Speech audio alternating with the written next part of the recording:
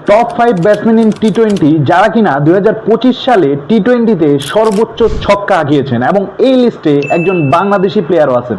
তো গাইস, এই লিস্টের টপ পজিশনে আছেন পাকিস্তানের হাসান নওয়াজ, যিনি এই বছর 16টি ম্যাচ খেলে 36টি ছক্কা হাঁকিয়েছেন টি-টোয়েন্টিতে। এই লিস্টের দ্বিতীয় অবস্থানে আছে অস্ট্রেলিয়ান ক্রিকেটার টিম ডেভিড, যে কিনা এই বছর 5টি টি-টোয়েন্টি ম্যাচে মোট 28টি ছক্কা মারেন। এটাই ডিফারেন্স অস্ট্রেলিয়ার এবং অন্যান্য টিমগুলোর মধ্যে, যেখানে হাসান নওয়াজ 16 ম্যাচে মেরেছেন 33টা ছক্কা, সেখানে একজন অস্ট্রেলিয়ান ব্যাটসম্যান টিম ডেভিড মাত্র 5 ম্যাচে মেরেছেন 28টা ছক্কা।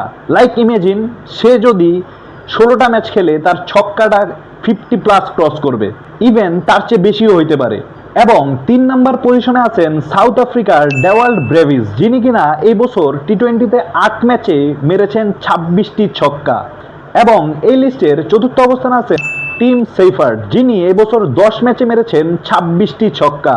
এবং সর্বশেষ 5 নম্বরে আছেন একজন বাংলাদেশি ব্যাটসম্যান। আপনারা গেস করতে পারেন তিনি কে, যদি জেনে থাকেন কমেন্ট বক্সে জানিয়ে দেন।